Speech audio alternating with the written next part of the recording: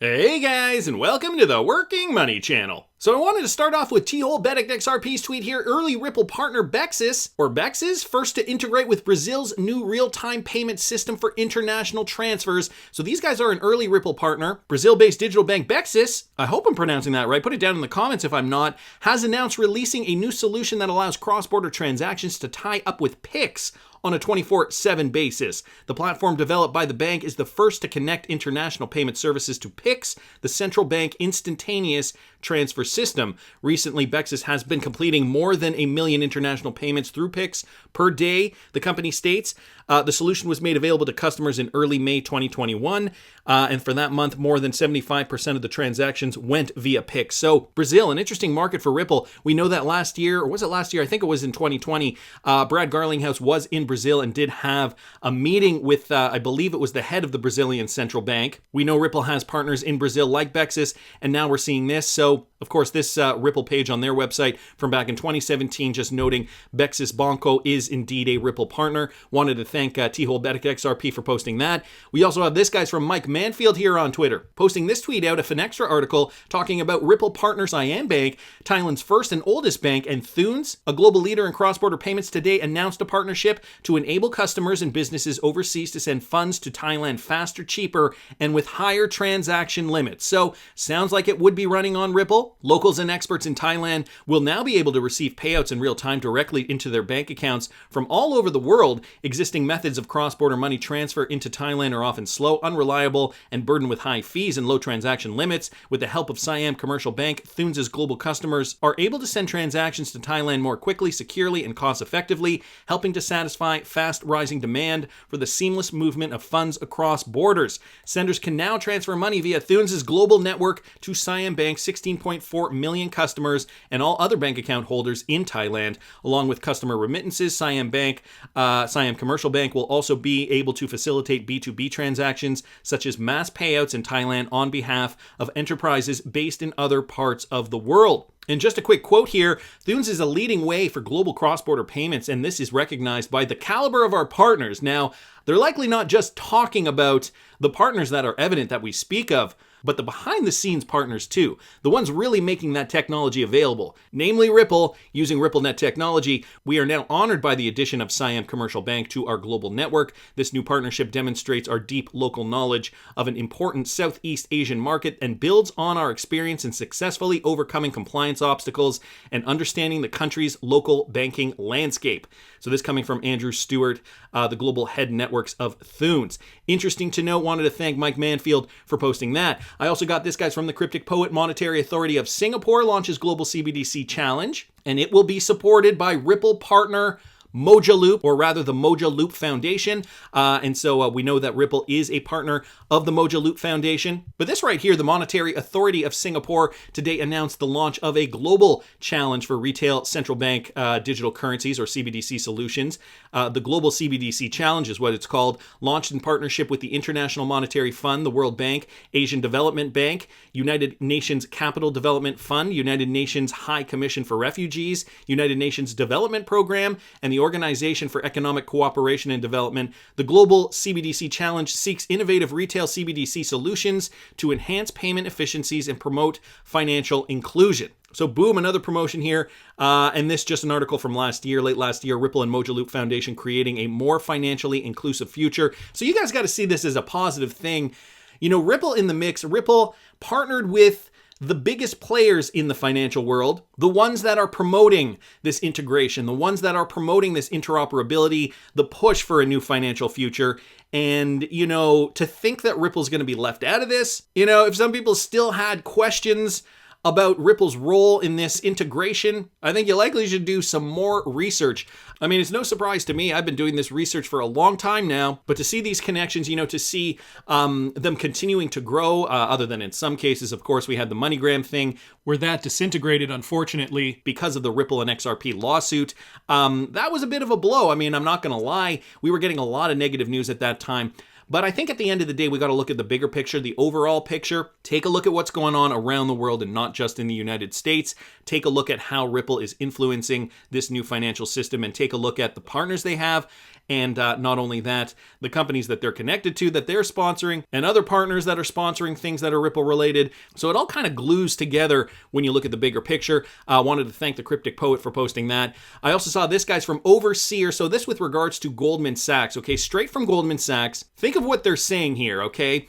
So Miguel Sprogus and Jeff Curry argue that other cryptocurrencies besides Bitcoin are better positioned to become the dominant digital store of value. Now, this is coming from Goldman Sachs themselves. When we think of Bitcoin, we think of that cryptocurrency that would be the store of value, or Ethereum. Perhaps in some cases, we know some companies have set up Ethereum funds. But these guys are saying there are going to be other cryptocurrencies that would be a better store of value. Again, this coming from a Goldman Sachs Global Investment Research document posted right down here. All right, in a separate document that I found on Reddit, and I was trying to look up some information on Algorand, I just happened to notice this. Algorand mentioned in an in-depth report by Goldman Sachs as a promising upcoming technology. Now, this was posted 2 days ago, and here's the document right here. I find it interesting because this document looks very, very similar to that IMF document that mentioned cryptocurrencies like XRP, Algorand, Solana, and others to be used to improve the financial system. I'm sorry, did I say IMF? I meant the WEF, the World Economic Forum. And this directly from Goldman Sachs' website, goldmansachs.com, mentioning Ripple, the token XRP, also Algorand, Algo, Solana, Sol, Polkadot, Dot, Definity Internet Computer ICP, which I'm still kind of confused about, and Ethereum down here, and other permissioned ledgers like the Hyperledger and Corda blockchain solution.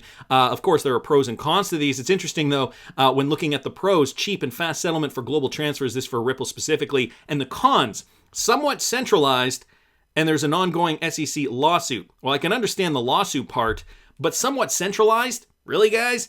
Okay. Algorand down here, fast, robust, and developer-friendly, but the cons there, immature, and it is still a very small ecosystem. So Goldman Sachs eyeing some other cryptocurrencies as well, not just focusing on Bitcoin specifically. Goldman Sachs researchers even mentioning it in this particular PDF document here. Other cryptocurrencies besides Bitcoin are going to be better positioned to become a dominant store of value. And I really do wonder if what they're going to consider a store of value in the future is going to be just beyond, something that we hold because people say it has value, like gold even, or silver, or Bitcoin, for example. If they're thinking of a new way to think of cryptocurrencies, like, perhaps the cryptocurrencies that serve a purpose, that solve problems, the ones that are going to derive value from those particular applications, maybe those will be the cryptocurrencies that will have a more dominant store of value than Bitcoin. A cryptocurrency like, any of the ones that they mentioned in this report here, XRP, Algo, Sol, Dot, ICP, Ethereum perhaps. I don't know, I'm just spitballing here. Tell me what you guys think down in the comments. Just real quick, guys, I wanted to mention this from James Rule XRP here. He just posted this just to let you guys know if you guys are using BitTrue. Hi, James, good afternoon. Hope you've been well. I'm trying to connect directly with some XRP community members here. I just want to give you a heads up on some news coming from BitTrue this week. So this is from BitTrue. We're going to be launching exchange-traded futures, which in very simple terms are assets that gain value when the price moves in one direction, either up or down, but lose value when the price changes direction. Like we do with most features, we are integrating it with XRP first and foremost, and as ETFs work on leverage, we'll have XRP ETFs with 3x leverage. This project is in the final stages of testing now and should be out around the beginning of next month. We'll also be giving a bonus to BTR holders as well, as we'll be waiving the management fee for them. So just some more news, guys, coming down the pipe. If you guys are using BitTrue, wanted to thank James Rule for letting me know that, so I can let all you guys know that there are more products coming on the BitTrue exchange. Now, guys, the Ripple and SEC lawsuit. This just came out the other day. Michael at Val5Links posted this. SEC moves to block Ripple from questioning former SEC Director William Hinman. So, the ongoing saga. We know about this. Ripple wants to depose William Hinman. The SEC's like, nah, we don't want you to do that. Details relating to those rulings could help Ripple expose any double standards in the governing practices of the top U.S. regulator and discredit the agency's accusations against the San Francisco payment company. As per the SEC, to depose a former high-ranking government official like Director Hinman, defendants bear the burden of showing exceptional circumstances justifying the deposition. The SEC's legal filing argues that Ripple does not have the proper grounds to call upon Hinman. Here's a quote: "Far from presenting exceptional circumstances sufficient to justify such a deposition, these proposed inquiries, the answers to which are at least partly protected by the deliberative process privilege and the extent not privileged, could be obtained through far less intrusive means, relate to the everyday task of most high-ranking government officials." But as Jeremy Hogan points out, guys, and he's a lawyer in the XRP community, he says, in other words, President Biden is the head of the executive branch, but we can't have him being deposed every time the FDA is sued for not approving a drug. You have to show why you need to specifically depose him. And should Ripple win the right to have Hinman deposed, this deposition will take place tomorrow, June 30th. So what's going to happen here? Will Hinman be deposed? Has that even been decided yet? At the time of this recording, I still have not heard anything. Now, what I do find interesting, though, this coming from the U.S. Security and Exchange Commission website, posted by Matt M. here on Twitter, I think the SEC better focus and think hard and fast about a resolution of the current case against Ripple, because this is what they have scheduled for the next Sunshine meeting, guys, this coming on Thursday, July 1st, so just in a couple of days. And guess what that includes? The subject matter of the closed meeting will consist of the following topics outlined down here: institution and settlement of injunctive actions, institution and settlement of administrative proceedings, resolution of litigation claims, and other matters relating to examinations and enforcement proceedings. So examinations meaning discovery, and enforcement proceedings, guys. Settlement also mentioned twice here for injunctive actions and administrative proceedings. So even if we don't see a settlement happen on July 1st, could this mean that they really are closer than we think they are to settle, considering this is the main subject matter that is going to be discussed at this Sunshine meeting held in just a couple of days, July 1st, 2021. Will William Hinman be deposed? And how close are we, guys, to a financial revolution taking shape where not just Bitcoin, but other cryptocurrencies of value, in my opinion, will be the dominant digital store of value? I gotta say, the market is heating up a bit, but XRP still trading pretty low considering we have seen an XRP almost worth $2 in the year 2021. Could this be the lowest price we see XRP for a while? Tell me down in the comments what you guys think. Please subscribe to the channel if you haven't already. Like the video if you like the content I'm providing. I always love hearing your comments. See you in the next one, guys.